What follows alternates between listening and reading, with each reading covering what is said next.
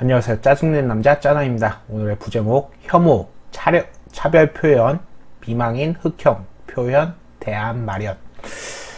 바로 시작하도록 하겠습니다. 혐오, 차별 표현, 미망인, 흑형, 뜰탁, 대안의 표현을 마련한다. 문체부 제1차 문화 다양성 보호 및 증진 기본계획 발표. 정부가 최근 늘어나고 있는 차별과 혐오에 맞서 문화 다양성을 보호하고 증진하기로 했다. 문체관은 이 같은 내용을 담은 1차 문화 다양성 보호 및 증진 기본 계획을 지난 26일 10개 관계부처에서가 참여한 제9차 사회관계장관 회의에서 발표. 주요 추진 계획 가운데 문화 다양성 가치 확산과 공존 기반 형성에는 세부과 제로, 문화 다양성 가치 방영 교육 활성화, 문화 다양성 인식 제고, 차별 표현 사정을 통한 문화 다양성 가치 확산 등 세 가지를 제시. 정부는 세부 과제 차별 표현 시정을 통한 문화 다양성 가치 확산을 위해 소수자 문화 참여와 접근성을 보장한다. 예를 들어 일상 언어와 표현, 관습 등에서 나타나는 차별 표현 사례, 이것들을 조사해서 대안 표현을 마련하기로 했다. 특히 혐오 발언으로 다문화 가족에 대한 차별이나 편견을 조장하지 않도록 다문화 가족 지원법에 혐오 발언 등 금지 관련 조항 신설을 추진. 또 정부 간행물과 교재 등에서 차별 표현이 사용되지 않도록 한국어 교재 인증제를 실시하고 다문화 감수성 점검표를 배포. 추진 전략 소수자의 문화 참여와 접근성 보장에서는 다양한 문화 주체의 문화권 보장과 문화시설과 미디어 접근성 지원을 세부 과제로 제시. 추진 과제 다양한 문화 주체의 참여와 문화권 보장에서 문화 분야 유관기관의 여성 관리자와 지방인재 장애인 직원의 비중을 확대할 수 있도록 관리해서 문화 서비스 제공.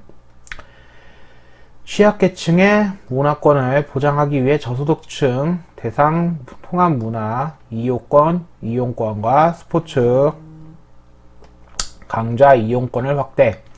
한국문화예술위원회의 지원 사업의 대상에서 비수도권 지역의 신청 대비 선정률이 유지될 수 있도록 하는 지역 최소 보장제를 실시. 해가지고 어쨌든 쭉 이야기하면은 어쨌든 이번 기본 계획을 바탕으로 시나리오 확산의 원동력이 될 문화 다양성을 보호하고 증진하기 위해 노력하겠다고 밝혔습니다. 겉으로는 좋습니다. 다양한 문화, 그 다음에 그 다음에 어차피 인구가 줄어들 판에 세계화를 추구하겠다. 대충 내용은 이렇습니다.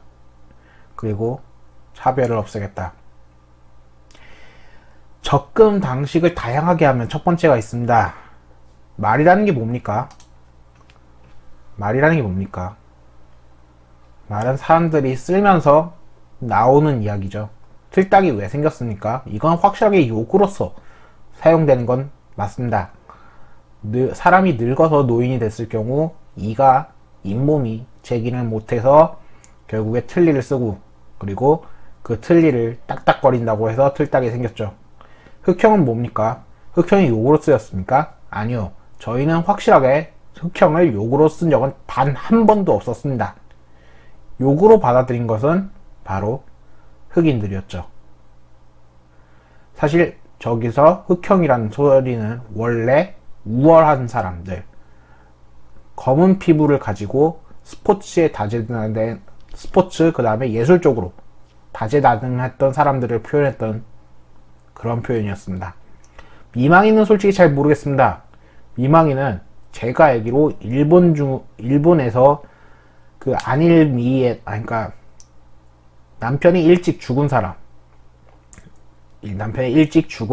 부인을 뜻하는 말로 저는 알고 있는데, 그게 혐오 왜 차별 표현인지 솔직하게 모르겠습니다. 이게 일본어라고 하면은 제가 인정을 하겠는데, 그게 혐오에 관한 발언인지 차별 표현인지 솔직하게 모르겠습니다. 때문에 적어도 저기 있는 세 가지 중에서 두 가지는 제가 이해가 전혀 안 되고, 특히나 흑형 같은 경우는 외국인들이 그렇게 받아들인다면은 뭐 어쩔 수 없습니다. 따라서 안 쓰면 되는 거죠. 뜰딱을 제외한 처음부터 욕으로서 혹은 혐오로서 차별로서 쓰이고자 했던 것은 없었습니다. 그쪽에서 피해자들이 받아들였기 때문에 그렇게 됐다면은 안 쓰는 건 맞겠죠. 다만 그것을 사람들이 점차 안 쓰는 방향으로 갔어야지, 국가가 제안하고 그것을 대안을 마련하겠다, 요거는 어처구니 없는 강력한 중앙 관리 시스템과 다를 바가 없습니다. 중국화죠.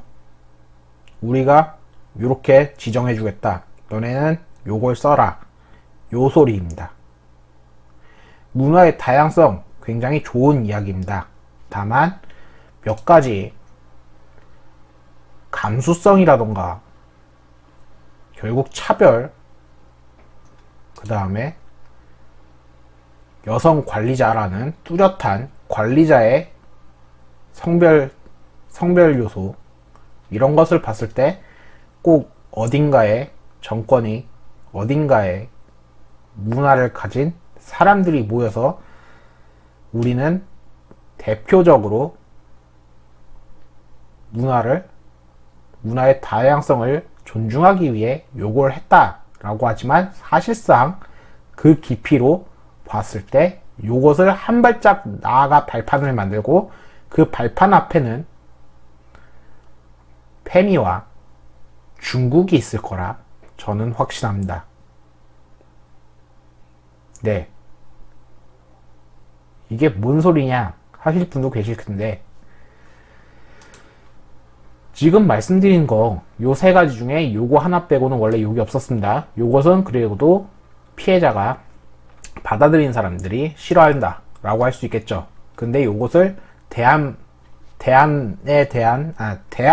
마련하겠다 이 소리를 하면서 결국에 제가 봤을 땐 문화 다양성은 무엇입니까?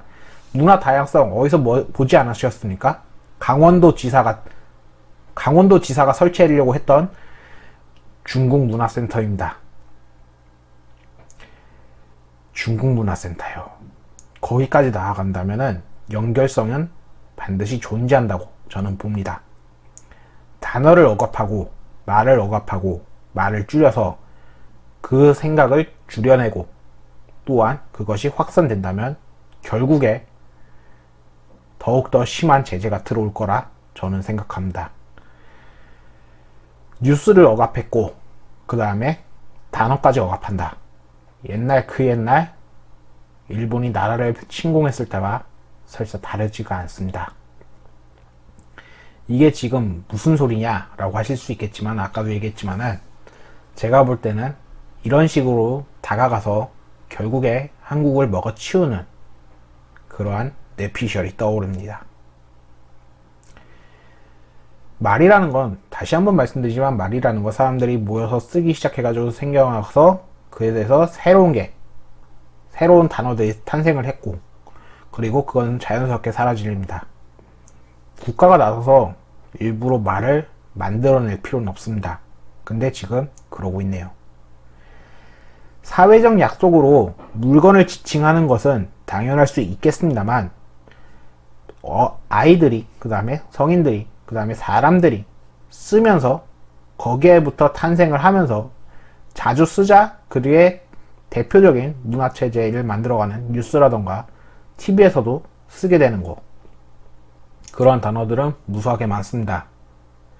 그리고 그것이 좋지 않다라고 알려주는 것도 당연히 뉴스가 할 일이고 TV에서 할 일이고 사람들이 할 일입니다. 국가에서 이렇게 지칭해주는 거는 마치 중국과 북한과 다를 바가 없습니다. 제가 틀리다 라고도 생각할 수 있겠지만은, 이것은 저희를 억압하는 하나의 족쇄가 될 것입니다. 적어도 저는 그렇게 생각하고 있습니다.